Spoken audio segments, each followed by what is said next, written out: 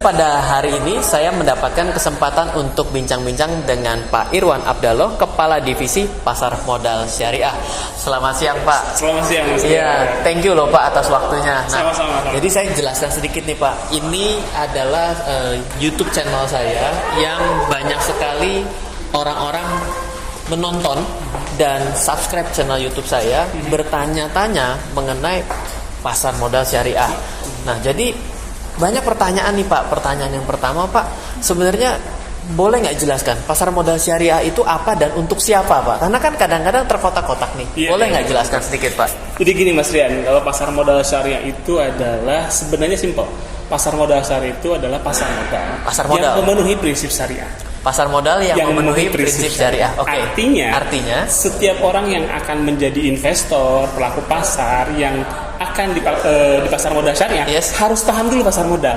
Oh, pertama berarti stepnya sudah ngerti dulu pasar modal. Harus paham dulu pasar modal. Betul. Terus yang kedua baru berpikir kalau saya mau syariah berarti ada prinsip syariah yang harus dipenuhi. Harus ada prinsip syariah yang dipenuhi. Oke.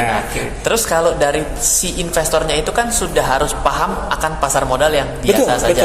Betul. Terus apakah ada suatu larangan bagi orang yang kan syariah ini identik dengan agama muslim ya? Betul. Apakah memang orang tersebut harus beragama muslim untuk bisa ikut menjadi investor pasar modal syariah?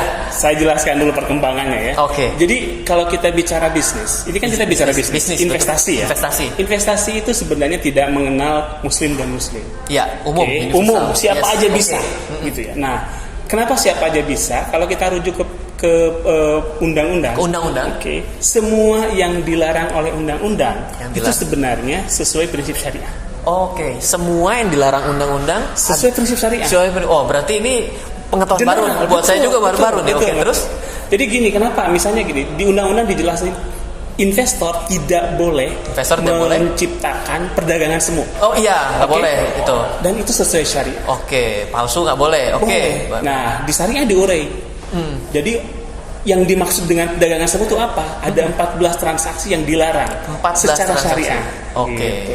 Padahal 14-14-nya itu sebenarnya kalau kita jadi investor biasa pun tidak boleh. Tidak boleh juga. Betul. Contoh cornering ya. Itu nggak boleh, haram. Kemudian misalnya penawaran palsu. Bikin fiktif, order fiktif. Wah, itu juga kayak transportasi online ya. Goreng itu semua. Nggak boleh, dan itu dilarang di syariah juga. Dan itu dilarang benar-benar sangat dijaga ya ketika bicara pasar modal syariah. Jadi yang pertama harus mengenal pasar modal terlebih dahulu. Yang kedua, pasar modal syariah itu adalah boleh dibilang adalah pengembangan. Karena ada prinsip syariah tambahan. Karena ada prinsip syariah yang ada 14 itu harus dipenuhi, harus ditaati. Nah, lalu berarti dan boleh siapapun untuk berinvestasi karena ini berlaku universal. Bukan bicara muslim dan non muslim karena ini adalah prinsip-prinsipnya yang dipenuhi. Berarti boleh nggak dapat dikatakan bahwa ketika seseorang berinvestasi dalam pasar modal syariah itu memiliki resiko akan kerugian lebih kecil dibandingkan produk yang biasa? Sebenarnya bukan lebih kecil, lebih terjaga. Resikonya lebih termanage. Contohnya apa? Yang paling signifikan, kalau kita bicara pasar modal konvensional lah kita bilang ya, itu margin trading kan boleh. Margin, berhutang. Utang kan biasanya menjebak kan. Betul. Nah, di pasar modal syariah margin trading itu jadi haram. Nggak boleh. Karena ada ribanya, ada bunga yang harus dibayar. Dan itu jadi haram. Artinya resiko kan jadi termanage. Betul. Kalau saya punya uang 100.000, saya hanya boleh beli 100.000. 100.000 sesuai dengan uang yang kita punya. Kalau saya misalnya gini, Mas Rian bilang saya maunya ada yang mau dibeli nih 150.000. Terus gimana? Harus tambah uang 50.000 atau jual dulu sahamnya yang kita sudah punya untuk memenuhi. Betul. So menjadi suatu hal yang menarik tadi ya. Berarti kalau tadi kan harapan saya jawabannya adalah saham-saham syariah itu lebih gampang naiknya. Ternyata bukan itu. Berarti ada salah nih persepsi bahwa ada juga golongan yang berpikir bahwa ketika dia berinvestasi di pasar modal syariah lebih termanage resikonya lebih termanage. Tapi dia berpikir bahwa saham-sahamnya lebih gampang naik daripada turun. Berarti itu nggak terjadi seperti itu. Sama saja seperti pasar modal yang biasanya. Nah lalu untuk yang saya juga ingin tanyakan Pak, pada saat ini kan ada 500 lebih saham yang ada di Indonesia yang bisa dibeli setiap hari dan ditransaksikan. Dari sekian banyak itu, berapa banyak sih yang masuk ke dalam kategori prinsip syariah? Karena yang saya tahu, rokok pasti enggak. Betul. Bank konvensional pasti enggak. Nah, terus abis itu kira-kira dari 500 itu ada berapa, Pak? Ada 65% itu saham syariah. 65%? Banyak kan? 365. Oh, pilihan. Oke. Berarti bukan yang ada di Jakarta Islamic Index. Bukan, Jakarta Islamic itu kan cuma 30 saham syariah yang liquid. Yang liquid. Nah, kita punya indeks yang composite, namanya Indeks Saham Syariah Indonesia. Indeks Saham Syariah Indonesia itu berarti adalah indeksnya seperti indeks harga saham gabungan. Iya. Tapi berisi seluruh saham syariah. Oke. Nah, kalau dari prinsip dasarnya ya, Pak ya, kalau misalnya tadi bicara bagaimana mengklasifikasikan sebuah perusahaan itu masuk ke dalam indeks syariah. Oh, ada dua. Ada dua. Yang pertama adalah si perusahaannya mendeklar bahwa perusahaan saya syariah. Oh, oke. Saat ini yang bisa dipilih cuma ada dua emiten. Oh, yang mendeklar. Yang mendeklar. Okay. Satu asuransi syariah, yang kedua bank syariah. Oke. Nah, jenis saham yang kedua adalah dia tidak mendeklar tapi diseleksi oleh OJK. Oh, memiliki prinsip syariah. Betul. Jadi sekarang itu OJK itu setiap emiten baru atau tidak pasti diseleksi saham syariah. Oke, jadi ketika ada satu emiten yang baru nih, karena yang tidak kan, gitu ya. Yang tidak kan sudah terlisting nih sekarang. Yang baru itu dia akan langsung seleksi apakah masuk dalam kriteria syariah dan tidak. Betul. Jadi ketika dia masuk kriteria syariah langsung masuk menambah ke indeksnya syariah. Betul. Oke. Nah, terus kalau prinsipnya sendiri ya, kalau tadi kan misalnya ya, kalau yang saya tahu gitu ya, kalau dalam kondisi perusahaan gitu masuk ke dalam prinsip syariah, itu biasanya yang dilihat highlight itu apa aja tuh, Pak? Ada 3. Yang pertama jenis bisnisnya, usahanya. Yang tadi Mas Rian bilang rokok, bank okay. Jadi kalau usahanya secara syariah sudah haram, itu maka keluar otomatis. Oke. Jadi di syariah itu tidak akan ditemukan saham rokok. Tidak akan. Betul, karena sesuai prinsip syariah masuk kategori perusahaan yang saham rokok yang haram. Oke. Kemudian bank konvensional, asuransi konvensional. Iya, pokoknya semua yang berbasis makanya saham-saham keuangan itu relatif sedikit pilihan syariahnya. Karena hampir semuanya kan konvensional. Berarti consumer.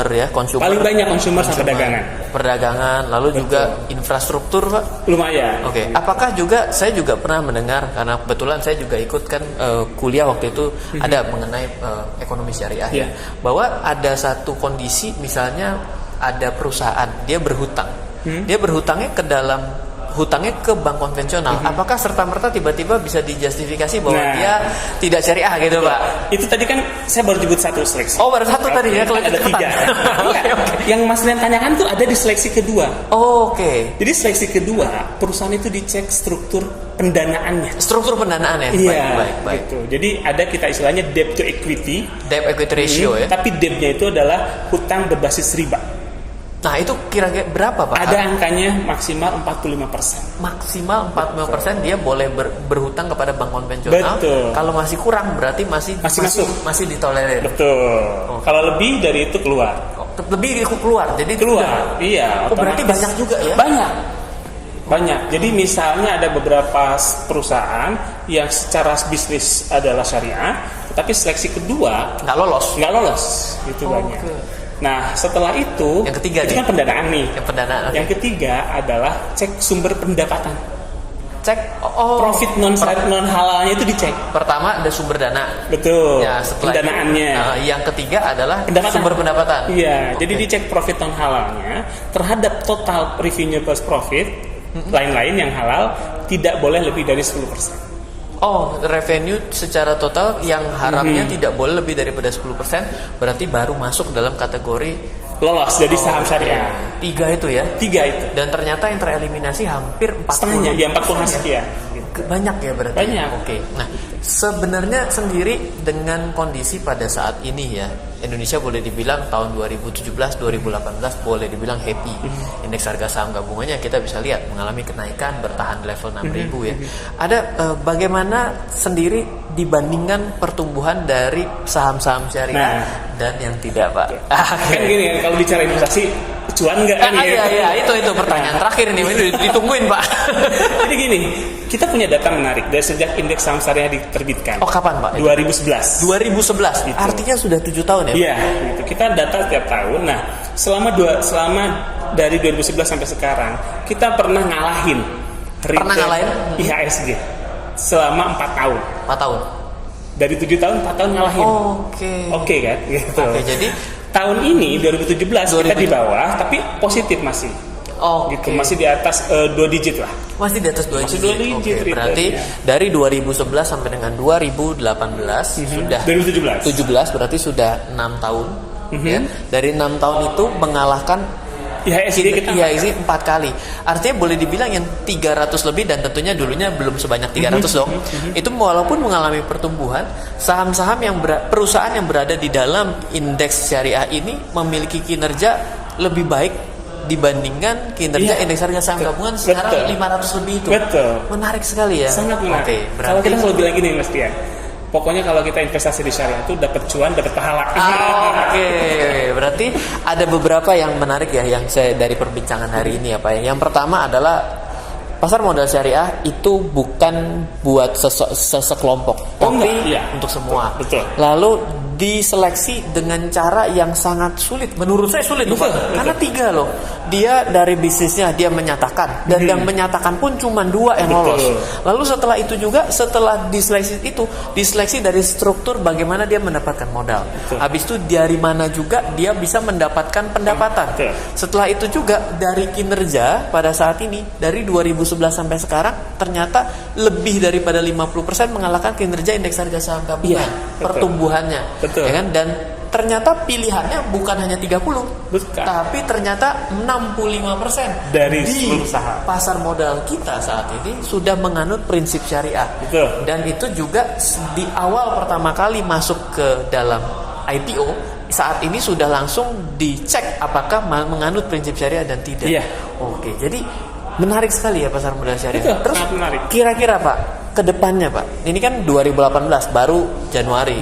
Kedepannya apa nih yang akan mungkin regulasi yang perlu ditunggu, diperhatikan, atau mungkin juga Bapak juga punya pesan kepada pelaku pasar modal dan juga calon investor di Indonesia nih, itu apa pesannya Pak kira-kira untuk pasar modal syariah sendiri Pak? Jadi yang pertama, yang menjadi salah satu pembeda ya di pasar modal syariah dengan investor yang non syariah, itu di pasar modal syariah memahami fundamental itu wajib. Nggak ada nih tidak boleh dia jadi tidak boleh dia memutuskan beli saham tapi hanya mengandalkan 100% teknikal. Tidak boleh secara syariah. Karena bisa jadi transaksinya ada istilahnya ghoror. Ada istilah khusus namanya transaksinya ghoror, artinya tidak sesuai syariah. Jadi dia harus ngerti dulu saham yang saya beli itu sama apa. Harus paham dulu perusahaannya. Gitu. Itu yang perbedaan utama. Jadi artinya kalau mau jadi investor syariah itu tetap harus mempelajari kinerja perusahaan sebelum memutuskan membeli. Nggak bisa feeling nih ya? Nggak bisa. Yang kedua, terus seperti juga saham investasi di saham yang konvensional, harganya kan sekarang udah murah. Dengan 100.000 udah 100.000 bisa. Dan lotnya juga satu lot 100 lembar, artinya boleh bilang hampir semua saham itu sama, terjangkau ya Pak. Nah yang ketiga yang tidak ada di konvensional, apa tuh Pak? Kalau di syariah kita punya yang namanya sistem sendiri, namanya syariah online trading system. Investor kalau mau dia investasi saham syariah menggunakan SOTS kita sebutnya, itu sangat terbantu. Jadi tidak usah mikirin lagi sahamnya syariah atau tidak. Karena sekali dia transaksi, misalnya tiba-tiba masukin saham bank konvensional, nggak keluar, ditolak kalau sistem. Gitu. Nah, saat ini baru ada 12 anggota bursa. Jadi dari sekian banyak anggota bursa, ada 12 yang sudah menyiapkan sistem platform syariah yang memang sudah tidak perlu si investornya sendiri menaker-naker sendiri. Ini masuk nggak ya? Akhirnya kan jadi PR baru. Kan udah harus analisa ya kan, sudah harus milih ya kan, udah nentuin harga. harus lihat lagi screening. Apa enggak gitu. Baik. Jadi sudah ada dan misalnya 12. Ada 12. Dan yang 12 ini dan juga yang 12 ini juga tentunya ada aturan-aturan tersendiri seperti yang tadi ya. Pastinya satu, tidak ada margin trading. Oh iya, di sistem sudah dikunci. Oh. Jadi di sistem sudah kita istilahnya cash basis. Jadi kalau di sistem dia tiba-tiba misalnya mijit nih. Iya, kepencet gitu. Perbankan. Itu sih otomatis ditolak. Misalnya gini, tadinya mau beli 10 lot karena uangnya cuma 10. Salah 15. Jadi 15 gitu. Ditolak. Kalau duitnya nggak cukup ditolak. Bagus sekali ya. Jadi sebenarnya mengajarkan seseorang disiplin. Makanya saya tadi bilang resikonya lebih termanage. Iya.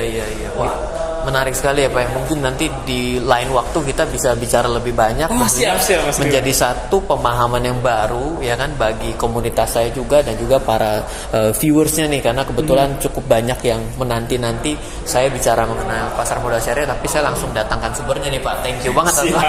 Iya, kami justru saya yang harus berterima kasih. Karena pendekatan komunitas ini akan mempercepat.